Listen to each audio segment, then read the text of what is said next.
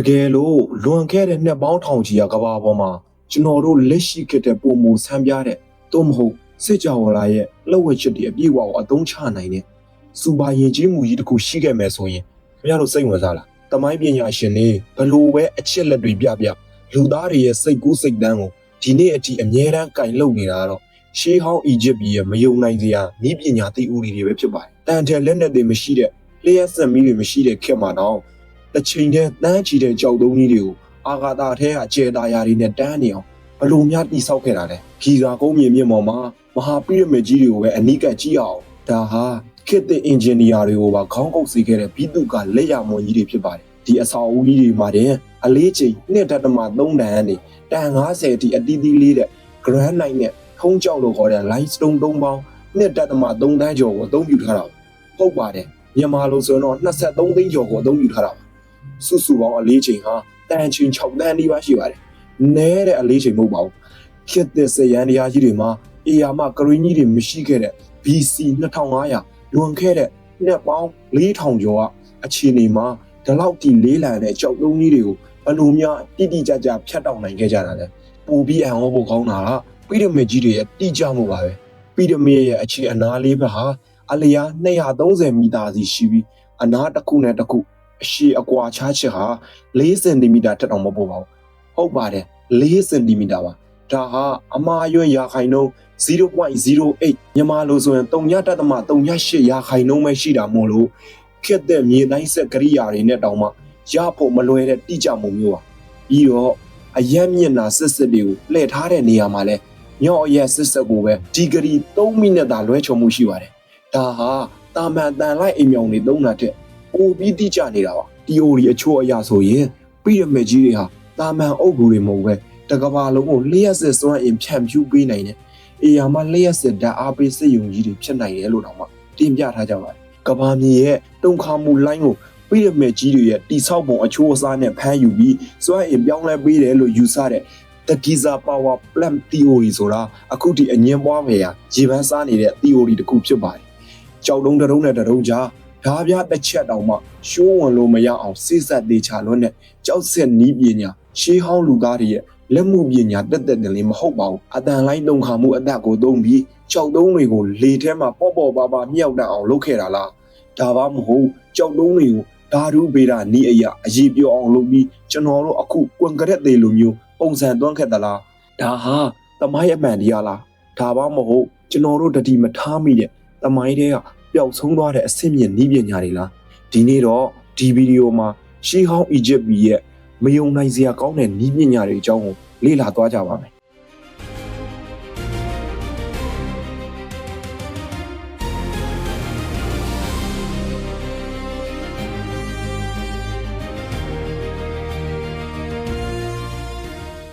ကျွန်တော်တို့ပြီးတဲ့ဘက်တွေရဲ့နောက်ွယ်ကလက်ခတ်တာဗေဒ astronomy ကိုထပ်ပြီးဒီတိုက်ဆင်းကြည့်ကြရအောင်1993ခုနှစ်ပညာရှင် Robert Bower တင်ပြခဲ့တဲ့ Orion တိုက်ဆိုင်မှု theory Orion correlation theory အရာဂီဇာက pyramid ကြီးတွေ3ခုရဲ့တည်နေရာအခင်းချင်းဟာမိုးကောင်းကင် Orion belt လို့ခေါ်တဲ့မုံဆိုးကျဲတန်းကြီးရဲ့ကျဲသုံးဘွက်နဲ့တစ်နေရာထဲတိုက်ဆိုင်နေပါတယ်ပိုပြီးဆန်းပြတာကပိရမစ်ကြီး3ခုထဲက2ခုကတန်းနေပြီးတတိယမြောက်ပိရမစ်ငယ်လေးကအနှဲငယ်ဘေးကိုစောင်းနေတာဟာလဲ Orion ကျဲတန်းကအလင်းမိန်နေတဲ့တတိယမြောက်ကျဲစောင်းနေပုံနဲ့ကွက်တီဆင်တူနေတာဖြစ်ပါတယ်ဒါတည်းမကသေးပါဘူးပိရမစ်ကြီးတွေအတွန်းပိုင်းကလေဝင်လေထွက်ပေါက်တွေလိုထင်ရတဲ့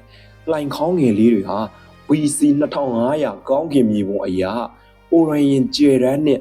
Sirius ကျဲတန်းတွေအတွက်တိကျစွာဥတီချိန်ရွယ်ထားတာကိုကွန်ပျူတာပုံစံနည်းပညာတွေနဲ့စစ်ဆေးတွေ့ရှိခဲ့ပါတယ်သူတို့အတွက်တင်ချာနဲ့နက်ခတ်တာဗေဒဟာရိုးရိုးပညာရပ်တွေမဟုတ်ပဲစစ်ကြောလာရဲ့စမ်းကျဲတဲ့စွမ်းအားတွေကိုညီကဘာပေါ်ဆွဲယူခဲ့တဲ့လက်ဝက်ချက်တစ်ခုဖြစ်ခဲ့ပါတယ်အီဂျစ်လူမျိုးတွေရဲ့စွမ်းဆောင်ရည်ဟာကြောက်တုံးတွေနဲ့ကျဲတာယာတွေကြားထဲတင်ရပ်မနေခဲ့ပါဘူး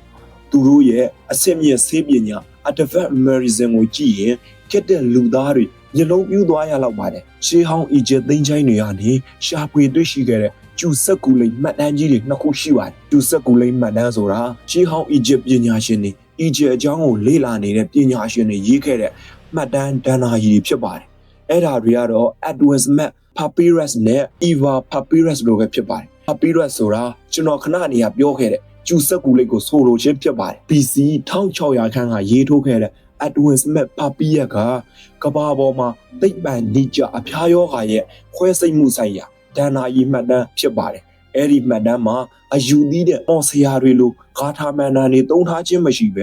ယောဂါကိုစနစ်တကျစမ်းသပ်ခြင်းယောဂါရှာဖွေခြင်းယောဂါရဲ့အလားအလာကိုခံမှန်းနိုင်ခြင်းနဲ့ကုသခြင်းဆိုပြီးကမှခေတ်သစ်ဆေးပညာစနစ်အတိုင်းအဆင့်ဆင့်ရေးသားထားခဲ့ပါတယ်အဲ့ဒီအထဲမှာဦးခေါင်းဒဏ်ရာကြောင့်ခန္ဓာကိုယ်ရဲ့အစိတ်ပိုင်းတွေဘလို့လေးဖြတ်သွားနိုင်တယ်ဆိုတော့အုံနောက်နဲ့အာယုံကြောဆက်နွယ်မှု neurology ကိုပါတိကျစွာဖော်ပြထားပါတယ်ပိုပြီးထိတ်လန့်ဖို့ကောင်းတာကဦးခေါင်းခွင်ကိုဖောက်ပြီးအုံနောက်ရဲ့ဖိအားကိုလျှော့ချခဲ့တဲ့အုံနောက်ခွဲစိတ်မှုအတတ်ပညာတွေကိုပါအသေးစိတ်မှတ်တမ်းတင်ထားခဲ့ကြတာဖြစ်ပါတယ်။ Eva ရဲ့ကျူစက်ကူလိပ် Eva Papyrus မှာဆိုရင်လည်းမကူးစက်နိုင်တဲ့ယောဂါတွေမျက်စိယောဂါမိရဲ့ယောဂါတွေနဲ့နှလုံးသွေးလည်ပတ်မှုစနစ်အကြောင်းတွေကိုဖော်ပြထားပြီးမှုတက်နေတဲ့ပေါင်မုံကိုသုံးပြီးခါမှာဒဏ်ရာတွေကိုကုသခဲ့တဲ့နီလန်းတွေတောင်မှပါဝင်ပါတယ်။ဒါဟာခေတ်သစ်ဆေးပညာမှာရှိနေတဲ့ပင်နီဆလင်ကိုမရှာတွေ့ခင်ကလွန်ခဲ့တဲ့နှစ်ပေါင်း3500ခန်းကအီဂျစ်လူမျိုးတွေဟာမှုရဲ့ပရိဇီဝအာနိသင်ကိုလက်တွေ့အသုံးချနေပြီဖြစ်ကြောင်းသက်သေပြနေတာလည်းဖြစ်ပါတယ်။ဒါဆိုရင်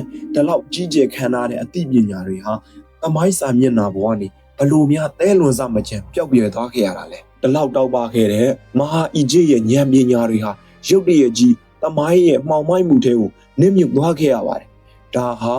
ဒီလူသားမျိုးနွယ်တစ်ခုလုံးအတွက်အကြီးမားဆုံးဆုံးရှုံးမှုဖြစ်ပြီးအဓိကအကြောင်းရင်းကတော့၃ခုကြောင့်အခုလိုပျောက်ကွယ်သွားခဲ့ရတာလို့ယူဆရပါတယ်ပထမဆုံးဆိုးရွားဆုံးအချက်ကတော့ Alexandria စကြည့်တဲ့ Library of Alexandria ပျက်စီးသွားရခြင်းပါပဲ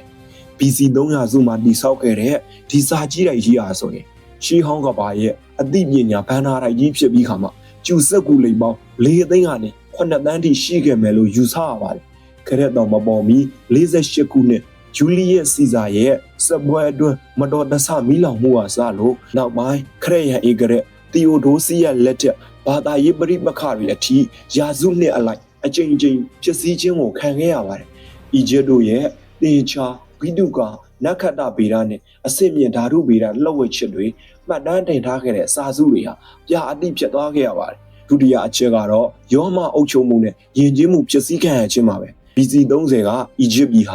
ာယောမအင်ပါယာရဲ့လက်အောက်ခံပြည်နယ်တစုဖြစ်သွားခဲ့ရပါတယ်။ယောမတွေဟာအီဂျစ်တို့ရဲ့ကိုယ်ပိုင်အုပ်ချုပ်ခွင့်ကိုဖြုတ်ချခဲ့ရုံသာမကပဲသူတို့ရဲ့ဘာသာရေးနဲ့ယဉ်ကျေးမှုကိုဖိနှိပ်ခဲ့ပါတယ်။အထူးသဖြင့်ED 400စုမှာခရစ်ယာန်ဘာသာကိုယောမအင်ပါယာရဲ့တရားဝင်ဘာသာအဖြစ်သတ်မှတ်လိုက်တဲ့အခါမှာတော့ရှီဟောင်းအီဂျစ်နတ်ဖျားတွေကိုကိုးကွယ်တဲ့စနစ်တွေဖျားเจ้าတွေကိုမိစ္ဆာဝါဒအဖြစ်သတ်မှတ်ပြီးပိတ်ပင်ခဲ့ပါတယ်ဒီနေရာမှာတတိယမြောက်ကဘေးတစ်ခုလည်းရှိပါတယ်ဒါကတော့ဘာသာစကားသိဆုံးခြင်းပါဘာသာစကားသိဆုံးခြင်းဆိုတ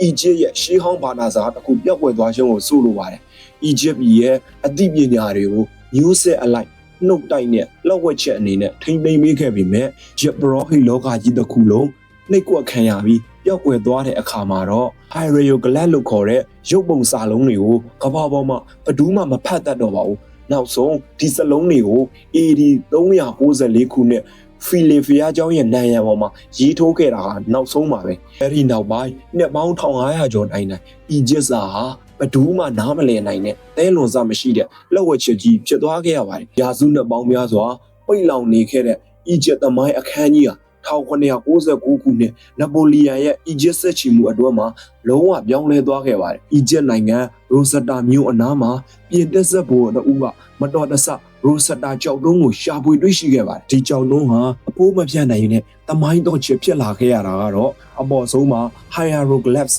အလယ်မှာဒီမိုတက်လို့ခေါ်တဲ့အီဂျစ်အရာသုံးစာအောက်ဆုံးမှာတော့ရှေးဟောင်းဂရိဘာသာစကားဆိုပြီးခါမှာစာသားတစ်ခုတည်းကိုဘာသာစကား၃မျိုးထဲနဲ့ရေးသားထားခဲ့လို့ပါပဲဂရိစာကိုဖတ်တတ်တာကြောင့်အပေါ်ကအီဂျစ်စာတွေဘာအထိပ္ပယ်လဲဆိုတာကိုနှိုင်းယှဉ်တွက်ချက်ဖို့အတွက်လမ်းပွင့်သွားခဲ့ပါ1822ခုနှစ်မှာပြင်သစ်လူမျိုးပါရမီရှင်ရှမ်ဘိုလီယန်ကနှစ်ပေါင်းများစွာစစ်ဆက်လေ့လာခဲ့ပြီးနောက်ဒီအယုတ်စလုံးတွေအားလုံးဟာအယုတ်တက်တက်ပဲမဟုတ်ပဲအတန်ထွက်သင်္ကေတတွေဖြစ်ကြောင်းအောင်မြင်စွာကုတ်ဖြီနိုင်ခဲ့ပါတယ်ဒါဟာအမောင်ကျနေတဲ့အီဂျစ်ပြည်သမိုင်းကိုမိအိမ်ထွန်းလိုက်တယ်လို့ပါပဲနှုတ်ဆက်နေတဲ့ကြောက်သုံးကြီးတွေကကဘာကိုပြန်ပြီးစကားပြောလာတာဖြစ်ပါတယ်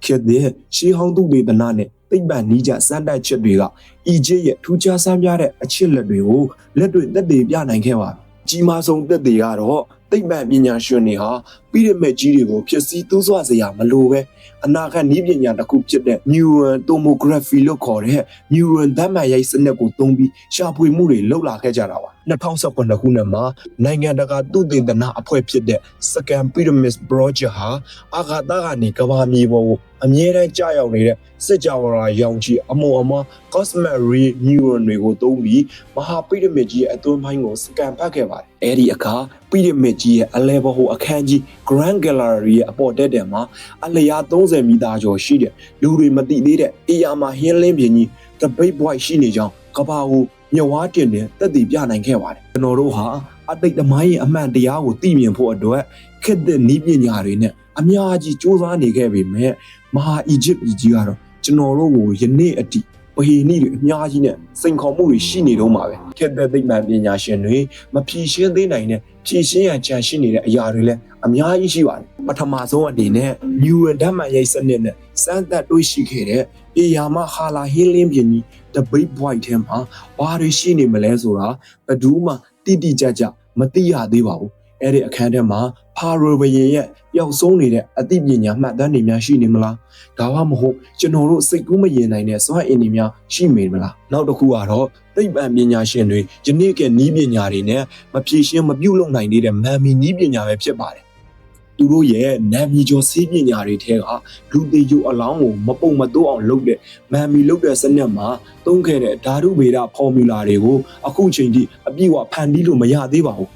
ဒီနေရာမှာခေတ်သစ်လူသားတွေအတွက်ကြောက်စရာကောင်းတဲ့မေးခွန်းကြီးတစ်ခုပေါ်ပေါက်လာပါတယ်အခုခေတ်အင်မတန်အဆင့်မြင့်ပါတယ်ဆိုတော့ကျွန်တော်တို့ရဲ့နည်းပညာတွေ digital မှတ်တမ်းတွေနဲ့အဆောက်အအုံတွေဟာလည်းတနေ့နေ့မှာယခုအီဂျစ်ပြည်လိုမျိုးတကမ္ဘာလုံးဆိုင်ရာကပ်ဘေးကြီးတစ်ခုခုကြောင့်အကုန်ပြောက်ကွယ်သွားခဲ့ရင်နောက်အနောက်ကမှာရှေးဟောင်းသုတေသနပညာရှင်တွေကရောကျွန်တော်တို့ရဲ့မဖြစ်နိုင်တဲ့အောင်မြင်မှုကြီးတွေကိုကြည့်ပြီးအခုလိုပဲဗဟိနည်းဖြစ်နေကြအောင်မလားခမရတို့ရောဘလို့ထင်လဲခမရတို့ရဲ့အမြင်ကိုလည်းပွဲမှာဝင်ရောက်ရေးပေးသွားလို့ရပါတယ်အီဂျစ်ပြည်ရဲ့ရွှေရောင်သဲပြင်ကျယ်ကြီးအောင်မှာကျွန်တော်တို့ရှာဖွေဖို့ဖြည့်ရှင်းဖို့စောင့်ကြိုနေအောင်မဲ့လှုပ်ဝက်ချစ်ကြီးတွေကအဆုံးမရှိနိုင်ပါဘူးတကယ်တော့အကြီးမားဆုံးလှုပ်ဝက်ချစ်ကြီးကသူတို့ကင်တွယ်ခဲ့တဲ့နီးပညာတွေမဟုတ်ပဲသူတို့ထိန်းသိမ်းခဲ့တဲ့လှုပ်ဝက်ချစ်တွေလည်းမဟုတ်ပါဘူးတကယ်အကြီးမားဆုံးမသိသေးတဲ့အရာကတော့လူသားဆိုတဲ့ဖြစ်တည်မှုကိုယ်တိုင်ပဲဖြစ်ပါတယ်တိဆောက်ခြင်းနဲ့သိခြင်းနဲ့စူးစမ်းခြင်းနဲ့ဆိုတဲ့မဆုံးနိုင်တဲ့ကျွန်တော်တို့ရဲ့တွန်းအားတွေနဲ့အဲ့လိုပဲတူညီတဲ့အတိုင်းအတာနဲ့အလွယ်တကူမေးလျော့ပြောက်ဆုံးတတ်ကြတယ်ကျွန်တော်တို့ရဲ့လူသားတွေရဲ့တဘာဝကြောင့်ပဲဖြစ်ပါတယ်ရှေးဟောင်းအီဂျစ်ပြည်ဟာကျွန်တော်တို့ယခုချိန်နဲ့အစ်စ်မြင့်နေခဲ့တာမဟုတ်ပဲသူတို့သုံးခဲ့တဲ့နည်းပညာတွေကိုမှတ်တမ်းတင်ထားခဲ့တဲ့မှတ်တမ်းတွေပျောက်ဆုံးသွားလို့သာကျွန်တော်တို့မသိခဲ့ရတာဖြစ်ပါတယ်သူတို့မှလည်းသူတို့နည်းပညာနဲ့သူတို့ခံယူခြင်းနဲ့ခံယူခြင်းရှိခဲ့မှာတော့အမှန်ပါပဲပြီးတော့လဲယခုကလို့အီဂျစ်တွေဟာတခုခုဆိုစာပေထဲမှာမှတ်တမ်းတင်ထားခဲ့တာမဟုတ်ဘဲနဲ့သူတို့နှုတ်တိုက်အာကုံဆောင်ခဲ့လို့ဒီလူမျိုးစုတစုပျောက်ဆုံးသွားပြီဆိုတာနဲ့တမိုင်းမှတ်တမ်းတွေရောပါပျောက်သွားရတာဖြစ်ပါတယ်ဒါပေမဲ့လည်းလွန်ခဲ့တဲ့နှစ်ပေါင်း4000ကျော်ကရှေးဟောင်းအီဂျစ်ပြည်မှာတော့ကျွန်တော်တို့ယခုကမှမရှိတဲ့နည်းပညာတွေကရှိနေခဲ့မှာတော့အမှန်ပဲဖြစ်ပါတယ်ကဲအခုဆိုရင်တော့ကျွန်တော်ဗီဒီယိုလေးကိုဒီနေရာမှာဆုံးသက်ချင်ပါတယ်နောက်ထပ်စိတ်ဝင်စားစရာကောင်းတဲ့အခုလိုမျိုးဗီဒီယိုလေးတွေကိုထပ်ပြီးသင်ပေးသွားအောင်ပါမို့လို့ကျွန်တော် channel လေးကိုလည်း like and subscribe လုပ်ပေးသွားကြပါဦးခင်ဗျာအားလုံးကိုကျေးဇူးတင်ပါတယ်ခင်ဗျာ